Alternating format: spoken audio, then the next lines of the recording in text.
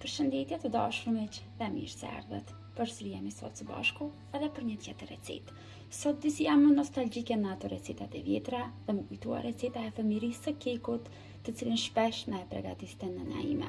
Pra bëhet fjalë për atë kekun e thjesht, të cilin përmbi e lyenin me një sherbet prej çokolade. Ishte me vërtet një aromë fantastike dhe sot më kujtua ajo aromë e pjekur, e freskët e kekut. Dhe vendosa që ta përgatis dhe ta ndaj edhe këtë recetë me ju. Dhe pasi po bëhet fjalë për një recetë pak më të vjetër, ku nuk kanë qenë në përdorim ende mikserat, pra është bërë gjithçka dhe përzierja në dorë, ashtu do e bëjmë edhe ne sot.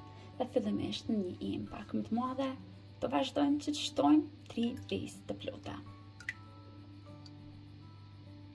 Dhe gjithë e dim se recetat e vjetra, matjen e kanë bërë zakonisht me gota, me filxhana të kafes. Dhe kjo recetë është matur kështu me filxhana kafeje, pra një filxhan 100 ml, 2 filxhana të tillë me sheqer. Nëse e matni me lugë gjelle, keni total 10 lugë gjelle sheqer. Vazhdojmë një herë kështu me dorë, përzijmë sheqerin edhe vezët për 1 deri në 2 minuta, pak sa të tretet sheqerit e vezët. Nëse keni dëshirë, vazhdoni që t'i rrahni me mikser, por nuk do bëhet ajo aroma dhe nuk do e merret teksturën e atij keku, siç po e paraqeson. Pra është mirë që ta përzijeni kështu me dorë. Vazhdojmë kështu për 1 deri në 2 minuta, sa të fillojnë që të shkumohen pak vezët. Dhe në të njëjtën sasi, në të njëjtat filxhana, do e matim edhe qumshtin, 2 filxhana kafeje me qumësht.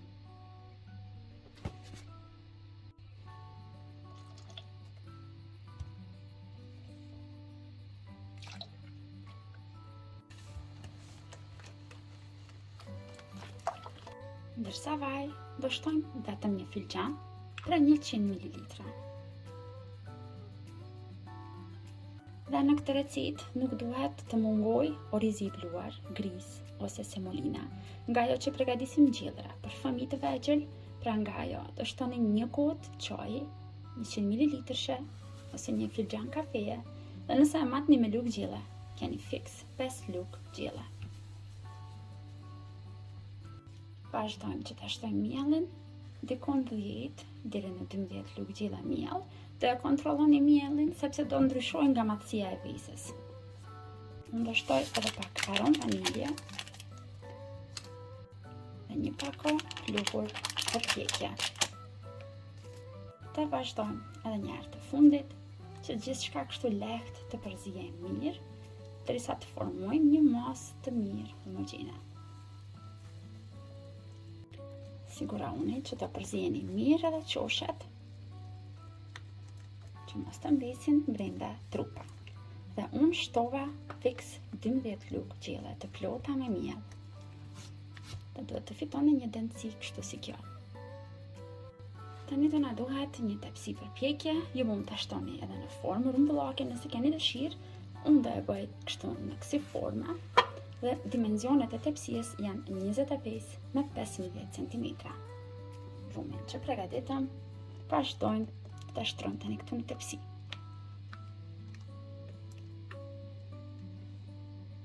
Dhe tani ëmbëlsirën e përgatitur, vazhdojmë që ta pjekim në furrë të nxehtë. Fura është të nxehur mirë në 200 gradë. Lejojmë që të piqetikon prapërsisht 20 minuta, por gjithmonë duke e kontrolluar. Dhe të dashur miq, pas 20 minutave, torta është pjekur. Vedem që të ftofet dikon prapërsisht 5 deri në 7 minuta. Ndërkohë që torta ftofet, ne do vazhdojmë që ta përgatisim shërbetin, të cilin do e shtojmë përmbi këtë ëmbëlsirë. Pasi që është ftofur pak, me anë të një rrëmueses, do bëjmë vrima.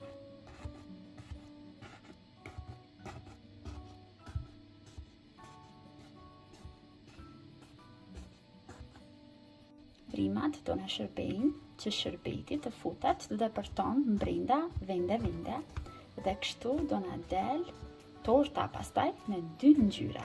Pra do na merr me petit një pamje shumë të bukur. Besoj tani që shumica nga ju po e dini se për cilën recetë po bëhet fjalë. Pra në të vegjël i thoshin zebra keku, pasi vinte ashtu me 2 ngjyra. Tani tortën e kam larguar anësh dhe këtu afër me kam një tenxhere pak më të vogël dhe brenda do shtoj 300 ml qumësht. Një filxhan kafeje, sheqer, nëse matni me lugë gjelle, atëherë do shtoni 5 lugë gjelle sheqer. Gjysëm gote çaj ose 50 ml me vaj. Dhe kakao, 2 lugë gjelle. Përzijemi mirë dhe vazhdojmë tani në zjarr, diku për 2-3 minuta, derisa të nxehet pak qumshti, pra nuk duhet që të vëmë, thjesht na nxehet pak, të jetë i vakt. Ndërkohë që sherbeti po nxehet, do vazhdoj edhe që ta prej tortën në forma katrore.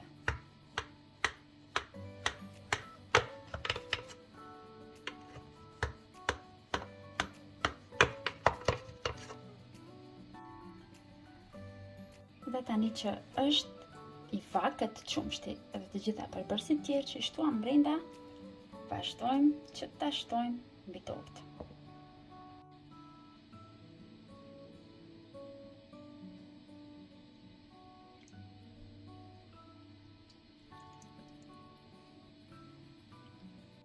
Po e vreni sa shpejt që është duke tërhekur shërbetin.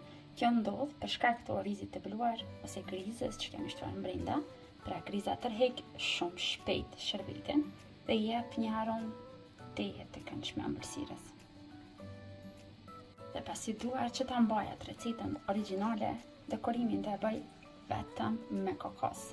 Pasi kështu gjithmonë na e shërbente nëna, ku na e përgatiste për mbi shtonte kokos për t'ia theksuar edhe më shumë shije. Këto ëmbëlsire me të vërtet perfekte. Gjithçka që duhet të bëjmë tani është që ta lëmë që ëmbëlsirat pushojë për 1 deri në 2 orë, ta tërheqim mirë shërbetin, të ftofet mirë dhe ta servojmë. Dhe unë do ju demonstroj patjetër se si duket edhe nga brenda ëmbëlsira pasi që të ftofet. Dhe pra të dashur miq, ëmbëlsira tani është ftofur dhe unë sapo largova një copë për t'ju demonstruar edhe juve se si ka dalë nga brenda. Shpresoj që të provoni edhe ju dhe të ngelini të kënaqur edhe nga shija e kësaj ëmbëlsire. Deri në recetat e radhës, mbeteni të përshëndetur nga unë të dashur miq.